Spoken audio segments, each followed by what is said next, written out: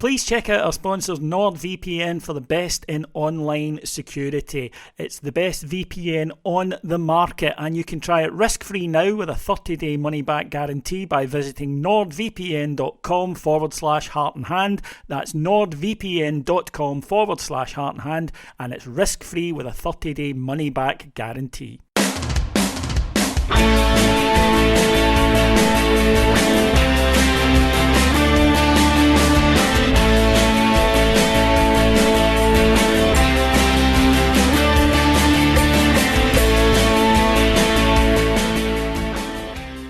Hello everyone, and welcome to Heart and Hand Rangers podcast. My name is David Edgar, and as always I am your host. And it's been said of this Rangers team many times this season that it could do with some old experienced heads in it. So what's good for the goose and all that? I've got a head, and I can't think of one that would be much older or more experienced than Alan Bradley.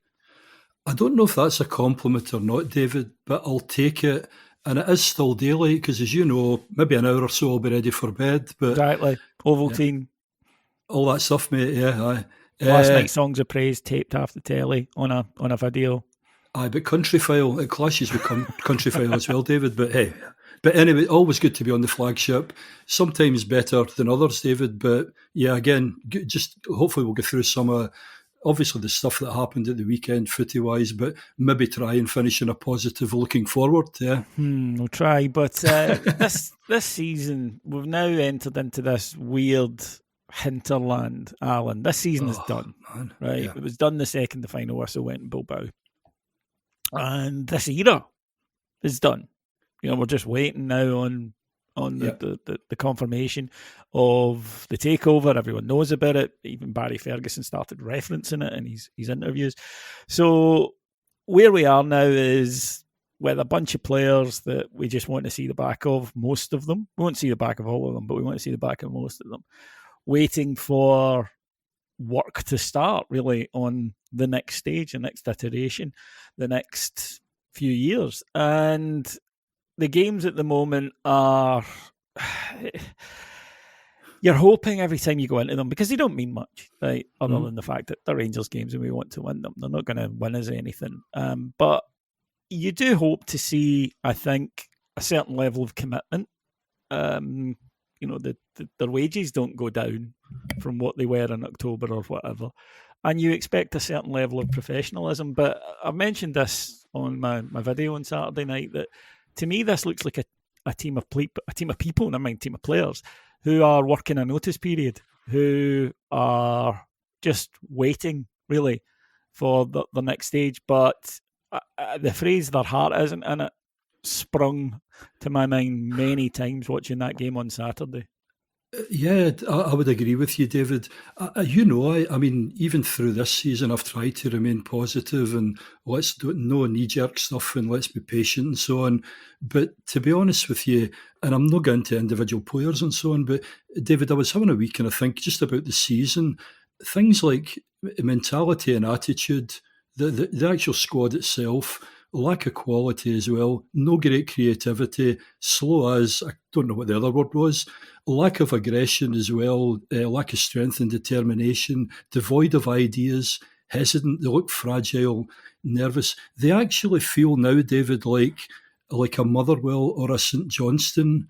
And by that, what I mean is, if you remember Walter Smith, when I think Souness talked about players would play against us, these smaller teams, and they would suddenly play out their skin, and Souness would be going, we need to sign. Walter would say, hold on, have a wee look next week. We've turned into that now. You've got a European one, suddenly the whole attitude, and I know it's more suited, but we can actually perform. We have done, even more recently as well, David, Celtic.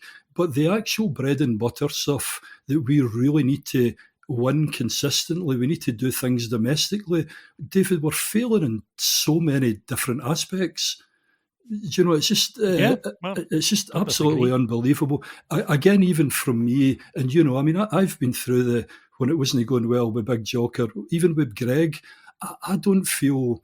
I was always connected with them. I felt as if even when we were going through these terrible times, that I felt as if those guys are really hurting, like I am.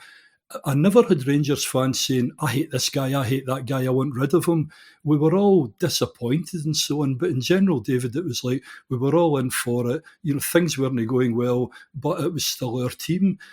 Through this, even just through this last season in particular, but even a couple before, I just feel that there's not any real connection, David. It's just so disappointing. Totally, and I think you're right as well. To me, we really need to just move on to the next stage, David, and get a lot of these basic kind of building blocks sorted. The manager Sorry, that was my rant. I apologise. I enjoyed it. I'm sure the listeners did. The manager had spoken on Friday about players playing to prove whether or not they had a future at Rangers. And, well, we got our answer, I think, for a lot of them, Alan, on Saturday, and the answer was no. Yeah. It was another shoddy, slow, pedestrian, timid performance. Rangers, a couple of nice moments, a couple of nice moves, which led to goals, but overall, dozy, switched off, concentration levels weren't good enough, outworked again. And there's no excuse for that ever. And, you can be beaten by quality, but you shouldn't be outworked. Rangers were outworked, again, bullied, as the manager put it. And I think that he spoke famously now, or infamously now, he was heard shouting from the touchline, "You just don't listen." And he spoke after the match about giving the players information and it not being taken on board. When they get out there, they just revert to type. They just do what they always do. Mm-hmm. Liam Kelly backed him up on that and said, we're given very specific instructions, but we're just not doing it. And there comes a point where it's either that they won't do it or they can't do it. But what that amounts to either way is they don't do it. And they're going out there and as Barry said, they revert to type. They go back into that slow, ponderous pass back the way. Don't concentrate, don't work on things, don't make sure you've got your man, etc. And there are so many examples of it within the game. I mean, Rangers put together 4 decent attacks across 90 minutes. They scored with 2 of them, so that's good. But other than that, we had very little attacking threat.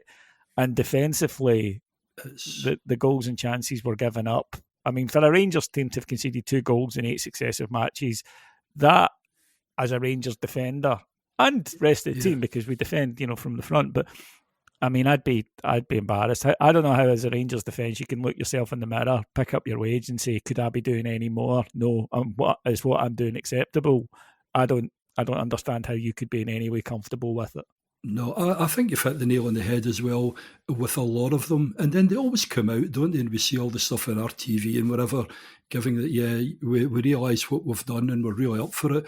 But it's just repeat all the time, repeat.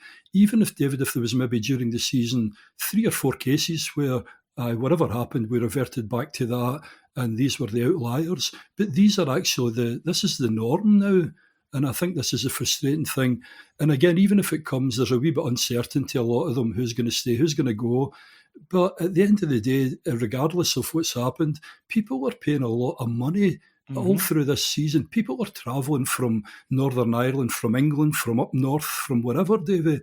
And to me, these people, not picking on anyone, but they should actually be hanging their head in shame but it just doesn't seem to be. It's like I've got this contract for a period of time, and I don't know. I'm maybe doing them a disservice, but for don't me, look like you're doing them a disservice from what we're watching. And again, here we go. Alan goes on about it, but can you imagine John Brown, Ian Ferguson, Alan McCoy, the whole lot of them, even Yelovich, the whole. It's just so far away now, David, and all we want to do is just get to this next stage. You'll get on to the next stage, get the appointments in place. But to me, you're right. I think the vast majority of them, potentially, they shouldn't be here, whether that'll happen.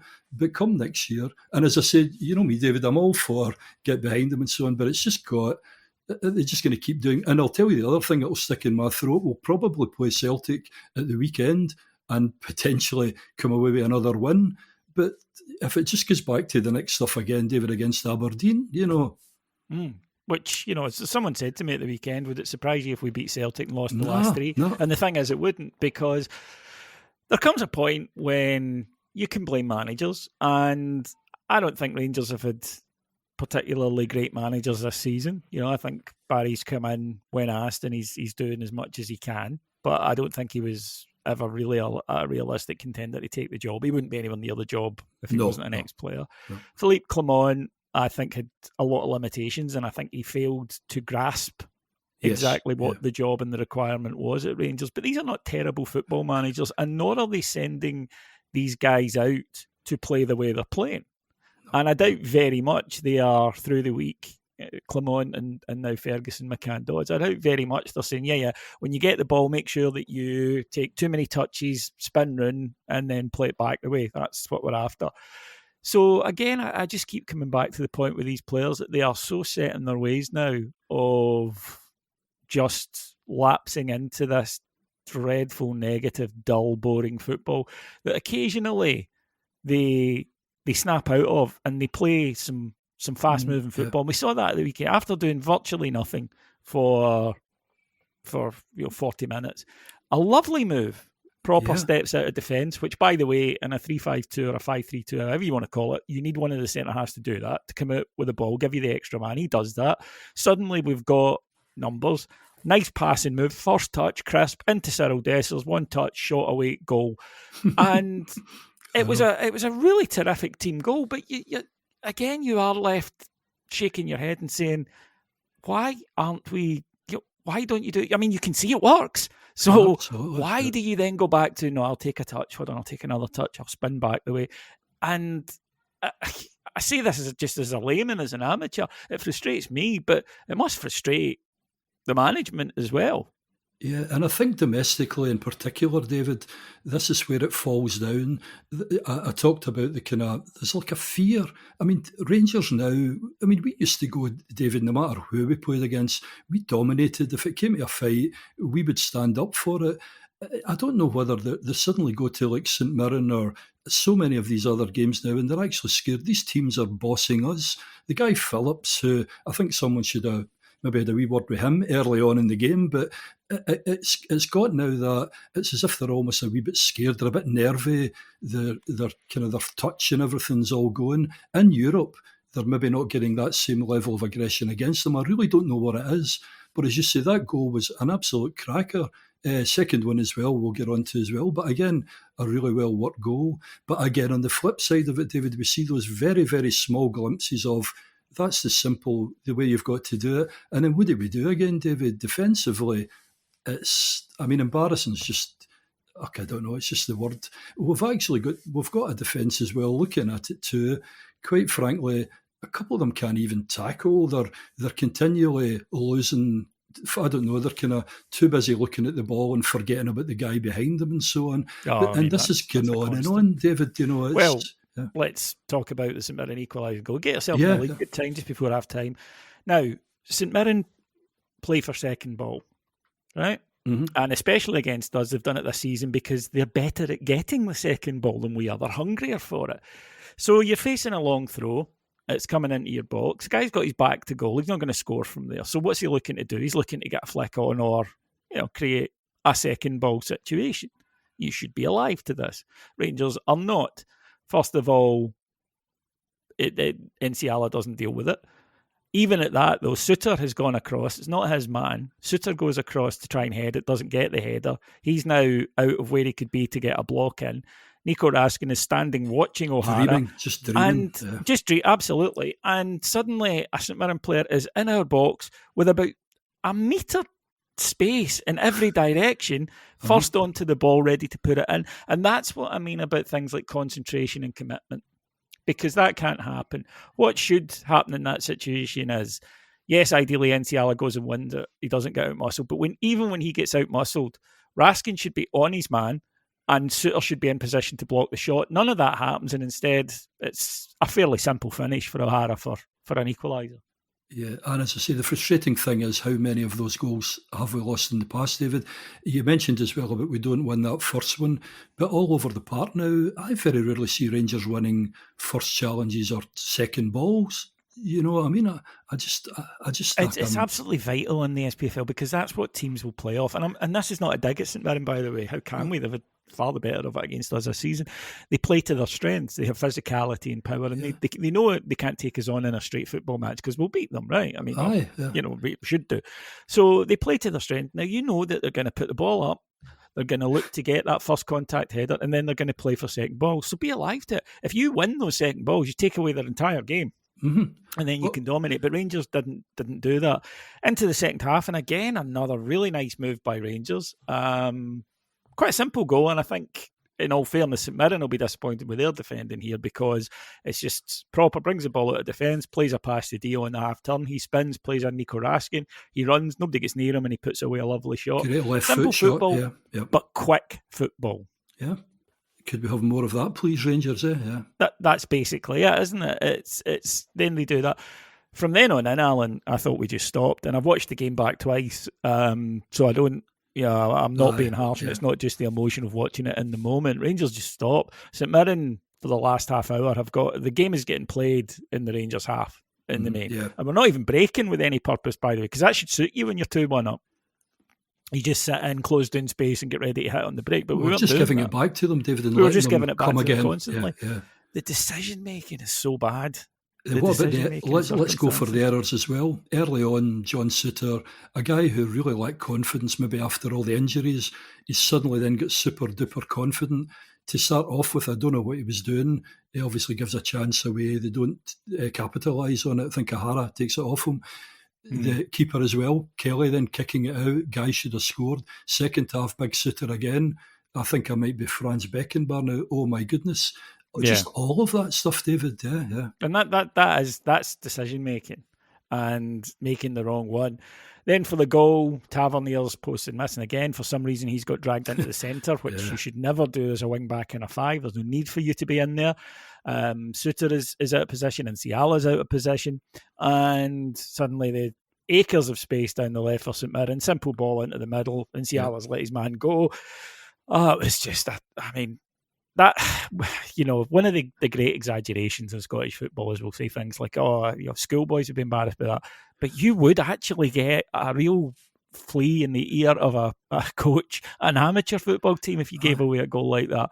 And yeah, I do begin at this stage of season, because we see it, incidentally, this is not unique to Rangers, but people down tools a little bit, the phrase on the beach comes in. Mm-hmm.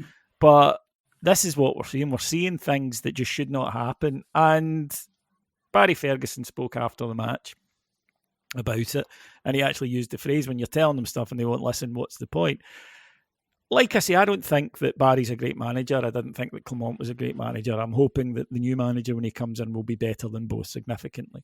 But what these players in the main have shown, and there will be a few that are salvageable, playing with better players, playing in a more coherent management structure. I don't doubt that. So it won't be every single one of them going out, although you could make a case for nearly every single one of them going out. But a lot of them have shown that it's almost like the worst sin for a footballer. They're not teachable. They either will not or cannot take instruction. In any job, that's a bad thing. In modern football, it's a disastrous thing. And we'll get on to it in the future with the way that hopefully the club will be run. But as you see in any business, David, you've got certain capabilities. You do your performance reviews. You've got certain areas people have got to develop on. You then monitor through time how you're doing with that one and so on. This just doesn't seem to happen. And there needs to be a lot more of that. There needs to be a lot more kind of managing. And at some point in time, if someone kept saying, "I'm sorry, Alan, I keep telling you this and you're not doing it," what would happen in the real world, David? Oh, yeah. Do you know what I mean? Mm-hmm. Oh, we all know. 3-month performance review at the door. Other thing too is if someone else is about to take over, sort of, say my sales director's coming in and it's some new guys coming in, what do I want to do, David? I'm going to have to really go out there. I'm really have to going to demonstrate, my worth, the value that I add, so that when they do come in, I'm okay, I'm going to stay there. But we're not seeing any evidence of that either, are we? No, we're not, and that's desire. I agree wholeheartedly on that. You would think even individually, players that want to be here, that want to be a part of it, would be redoubling their efforts, and we haven't seen that. So that does make you question then commitment levels, and that's why, they must be aware that there are people watching. There's a new director of football being announced, or sporting director rather, but same thing, and they must be aware of that, and yet the performances are actually getting worse. And I think that when you get into this position, you are left with, well, do I want that person with me going forward? And the answer is you don't, because a lot of them don't have the talent levels that they can justify this to do it, to get away with it. And I think that we've witnessed it so often this season, and quite rightly as a support, we are fed up with it. But to go back then to the point at the start, it's frustrating for us as supporters, but equally we do know, thankfully, that change is coming. Much needed change right across the club. There will be a new board, there will be a new owner, there will be a new manager, there's a new sporting director. All of these things are being put in place. Executive positions at the clubs are being changed over. And that's great, and that will give us impetus. But I go back to something I said a couple of weeks ago, which is this reminds me a little bit of March 2015 or even April 1986, which is we are excited as supporters, but a lot of the players don't look to be. And it's at that point you think they know they're not going to be here. They've just accepted it, that they're unlikely to be a part of the future going forward. And what you're getting are these half-arsed performances. It's as if I've been rumbled now. I've been kind of pulling the wool over people's eyes for a while. I've been coming out with, yeah, I'll do this, I'll do that. And it's as if now they're probably realised. And the big problem they've got too, David, is because of the way they've been playing, there's not exactly going to be hundreds of people queuing up, is there, to take them elsewhere or pay them decent salaries, Yeah, I mean, this is the thing that's probably worth mentioning. A few people have said, we'll have trouble shifting a lot of them. We won't really, and I'll say why. Because a lot of this team are not on huge salaries. We got rid of, not all of them, but we got rid of a lot of the kind of really big wage earners. So they will get moved on, be it initially on loan or whatever. Yeah. But the other thing about it is sometimes we've been looking to get people out the club and they haven't wanted to go. A lot of them look to me like they want to go. Yeah. And I think that's different this time as well. There's just that when things go wrong, there's not a couple of people screaming and trying to drive the rest of the teammates. It's just all heads looking down. Do you know what I mean? There's next to no kind of leadership or anything. They accept it. That's the thing. They accept it. They settle for, well, it was only 2 each. We didn't lose. What are you complaining about? They accept it. And that is just not the attitude at Rangers. And I don't know if it's a modern thing, right? We hear managers talking about, like experienced managers saying, players aren't the same as they were, 15, 20 years ago. You can't do certain things. If you shout at a player these days, they're on the phone to their agent. Yeah. We've all heard the stories. We've all seen managers talking about that. And I think it manifests itself in a side like this, where you don't have anybody that sets standards. So the rest of them, it's not them, it's us, the supporters. We're being unreasonable. And at Rangers, that attitude will not get you very far, because it doesn't matter if the supporters are unreasonable. The supporters are the reason this is a big football club.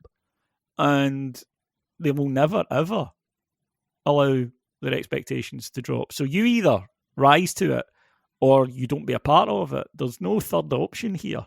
And I think that's what we're witnessing. So another hugely disappointing performance from Rangers. Hopefully, though, we are, as I say, very much in the end days of this particular team squad, and it will be improved in the summer, both with arrivals and with the coaching of the prospective new manager. On that, Alan, let's talk a little bit then about Kevin Thelwell, who has been brought in. Currently, the sporting director at Everton. He'll be leaving there in the summer. He previously was at Wolves, also has experience in MLS, and he will be coming to Rangers soon. Clearly, Alan, as you will know, because folks, believe it or not, Alan was once a very high-flying executive. Don't be fooled. And it wasn't as long ago as you think, right? It wasn't when IBM made typewriters. It was, you'll know, Alan, when people are brought in at senior level, they start work before they start work. So things will be going on at the moment. And in much the same way, by the way, at Everton, whoever their technical director coming in is, will do that. What do you think are the priorities then for the sporting director coming into Rangers? Off the top of my head, I can't think of many areas of the football side of the business that work well at them, or certainly not to the level we need them to. No, I'm actually hoping that, they come in, discussions have been ongoing since, was it maybe October or something, David, of last year. There was this going to be, there was just this review, and it was just to do with processes and what have you. I'm hoping there's a lot of stuff already, for going down the track in terms of that one, and that there will be quite a lot of kind of vital fews and so on kind of sitting there. And I think because these people are, well, what you're led to believe, really, really professional, and do you know what I mean? Like real business sense. They ain't going to fail. It's not like just guys that've got a bit of money and I'll throw in a wee bit and if I lose it. So, I mean, I think from my point of view, there'll be stuff sitting there. But as you say, obviously to the manager, looking at the whole, but the development as well, David, what we're talking about now has probably been a good 4 years or so that's coming to bite us in the backside. All that kind of trading model and, bringing players through and so on. So I think that's obviously going to be a kind of key as well.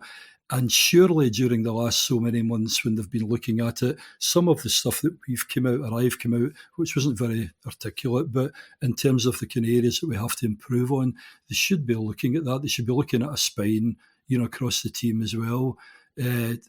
I don't know. I mean, I think looking at I don't know too much about him. You're closer to like Everton, but all the stuff that I've picked up on him, obviously the guy's got a really good CV, but by all accounts too, he did really well at Everton in terms of the way they were financially too, David.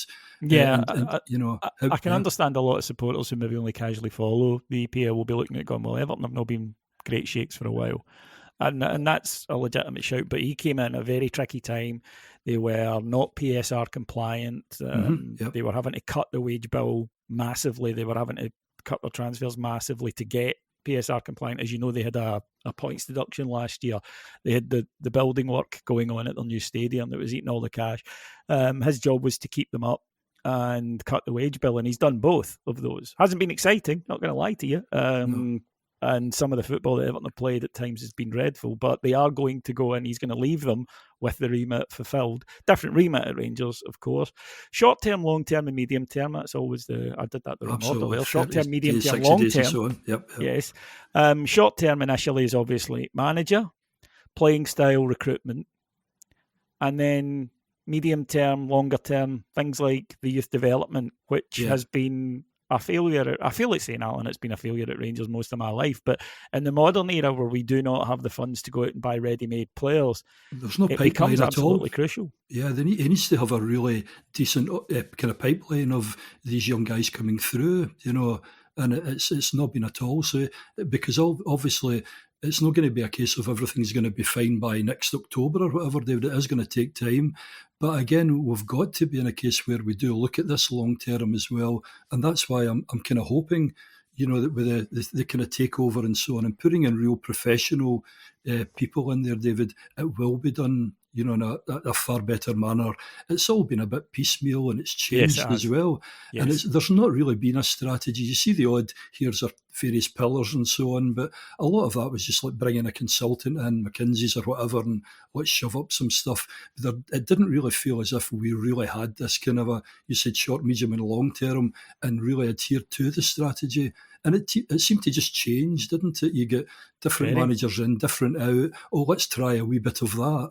So I'm hoping that this time he is in there for a while. We bring in, the manager, as you say, get the team. But there also needs to be a lot of stuff off the park as well, David, in terms of that whole increasing of revenue and so on, which will in turn help him and feed into the team, Yeah, I mean, this is the thing about a well-run football club. You can sometimes appoint a manager who doesn't work out, and that's fine. You then replace that manager. Mm-hmm. But it shouldn't be that everything is absolutely dependent on how the manager does. Can the manager come in and work miracles? If it was that simple, Manchester United wouldn't be 16th in the league. Yeah. If it was just buy some good players and get a good manager. In modern football, it isn't like that. You need to have the environment right. You need to have the infrastructure right. Rangers have not even come close to that in the last few years. And then, as you say, it's been, well, we'll buy some players and see if that helps, and we'll change the manager. David, you can't have a blue chip organisation or whatever. Who obviously is going to have to look at what the competition's doing, what we need to do to beat them, and so on. But you can't suddenly have like one or two people just disappear, and it's like, whoops, let's change the strategy again. again, you're just going to get completely crushed. And it's the same as you say, with our football club. I'd love to see our manager being there even long term, but you do want to get to a stage, David, where maybe even a manager goes elsewhere, but you don't change everything, right from the kind of academy right through. It should be then just smooth. You bring in someone else who plays the same way, the way that you play, the way that the blueprint of the club, that everyone plays from the men's team down to the under-13s team, and you continue the process. And I think someone like Brighton have been very good at that over the last few years because there is a club ethos there. It's an identity all the way through it, yeah. And they don't hire managers who don't play that way. They hire managers who can fit in. And I think that it can be done. It requires hard work, patience and dedication. And that's something we just haven't seen at Rangers the last few years. Alan, I'm going to ask you a slightly different question because there's been a lot of chat about who the manager should be. And we know the names that have been mentioned. Gerrard, Marco Rose was another one who came up recently. There's been various others mentioned. I'm sure there will be until it's announced, basically. I'm going to ask you something slightly different. Rather than who it should be, what should it be? What are the key skills? What are the things that you're looking for in the next Rangers manager? Geez, well, I want someone ultimately who's going to be about winning anyway. Someone who's really got real kind of leadership, and the priority has to be about winning, but it also needs to be about attractive and playing good football and exciting football as well. So someone who has proven, they can do that elsewhere. But that probably seems to be the kind of key, from my point of view. What else are we looking for? I mean, God, it sounds terrible, doesn't it? It's like could we have a Walter Smith type of guy? But someone who also can get the fact that Scottish football is different from any of the other leagues. It's a unique challenge, yes. Because what's happened in the past too, you sign players and they do look as if they would be okay and comfy in other leagues and so on. But this absolutely idiotic come football, I don't know, league that we're in, the way it's managed, the whole thing, it is different. So you're going to have to first and foremost be able to get a team in there ultimately about winning, and that means you might not be playing that attractive stuff to start with, David, but it's ultimately you're going to have to do the bread and butter stuff domestically. And then the challenge that we're going to have is mixing both, because Europe has helped us out financially and so on. It's kept us probably off their back a wee bit with bits of hope. But ultimately, you're going to have to be able to have some model then that can be used elsewhere. But bottom line is it's going to have to be domestic now. I know that's not as sexy. We need to do well in Europe, but David, we need to start winning trophies. We need to win leagues to then make sure that, and hopefully the new owners are coming, they're looking at the foresight about what will happen in Europe. We want to be in a strong position then to kind of go from there, And quite frankly, I know there's been some talk about photographs of different people or whatever, but to me, as far as I'm concerned, if I can get someone who is a really, really proven, intelligent manager and has got all the kind of qualities and can put a team that really excites us and so on, really that's my priority, David. Yeah, the phrase, he gets it, right? Can Barry gets it, but come on, Yeah, it can be stretched to a multitude of things, and it's no guarantee of success on its own. Mm-hmm. What I think we mean by that is, I don't think that Philippe Clement, for example, ever fully understood it or ever fully accepted it. I think there was a part of him that was very much, well, we've got the second biggest budget and we're second. That's realistic. We'll try and get better, but this is where we are. And we're doing well in Europe. We're punched above our weight. I'm doing a good job here. I'm doing what I can. And that's exactly it. And in terms also of, you just mentioned there, Europe versus domestic. If Europe was the priority for the supporters, Philippe Clement would still be there. Yeah. Nobody would have been upset. There wouldn't have been this toxic environment around them. It's not. You cannot, at Rangers, You need to aim for European success, obviously, and finances, etc. But you cannot do it at the expense of domestic success or think that it covers for a lack of domestic success, because the last few years are absolute proof of that. The way the support has been, the mood of the support, and everything goes down. Every metric goes down. Attendance goes down. Spend goes down. So smart owners will realise that Europe is brilliant and necessary for financial. But if you don't have the domestic success sorted first, then it becomes a bit of a chimera. It doesn't act as a substitute. It doesn't act as something. It needs to be in parallel with domestic success. It would be different if you were in England, David. If you were down in England and you were okay finishing 6th or 5th and maybe not doing as well, but the money that they're getting in, okay, you could probably, get by on that. But it's, as you say, it's totally different for us. And again, it should come down in domestically too. It ain't rocket science. What market are we in? We're in this one in Scotland. Who are our competition? Well, really, that's probably that one. What do we need to do? Because we need to be number one in it. And if we get to number one, it opens up the door to the other stuff, the icing and the cake, the nice to have and so on. And regardless, as you say, of a manager saying, hey, but I got us to this position, I got us to that, it should be, I'm sorry, that's the wrong answer. The answer is you need to get number one and you need to do it in our own patch. And as you say, things will follow then, the connectivity between kind of yourselves and the players, the marketing, all that stuff, that will just follow. But if you don't get that right, David, it's just going to be repeat again, of what we've really had over the past, I don't know, say 10 years or whatever. Eh? Yep, you're absolutely right. And that'll do us for this week, folks. Cammy will be here later in the week to preview the upcoming Old Firm match. If you want more coverage of everything Rangers, go to our Patreon site. It's patreon.com/heart and hand. My thanks to our producers, Mike Lee and Paul Miles. And my thanks to the wonderful Alan Bradley. Very enjoyable discussion today, Alan. Thank you. Thanks, enjoyed it. Did my usual rants, but no, I enjoyed going through some of it, David. And I am optimistic. Hopefully in a few months' time, be a totally different, flagship will be on it. Yeah. No, definitely. And this is the thing for new owners, new sporting directors, new managers to come in as to what we want. We want success, but there are other things you can get on the road there. We want a team that we're proud of. We want tickets to be hard to come by because everybody's desperate to get to the games. We want to be going into matches with them meaning a lot at this stage of the season rather than just being friendlies. We're sick of getting to the end of the season and looking forward to the end of it. That should not be the way that it is. On the plus side coming in, you do have a lot of work, but you've only one direction to travel, and that is up. It's a huge opportunity. Will require dedication, will require hard work, will require good choices. But if you make them, you have a support that is absolutely starved of success and desperate for it. And if you do it, then you'll find the reaction will be almost euphoric. Right then, folks, thank you very much for listening to us today. I'll be back on here next week. Until then, have a very nice week and we'll talk to you again soon. Bye-bye.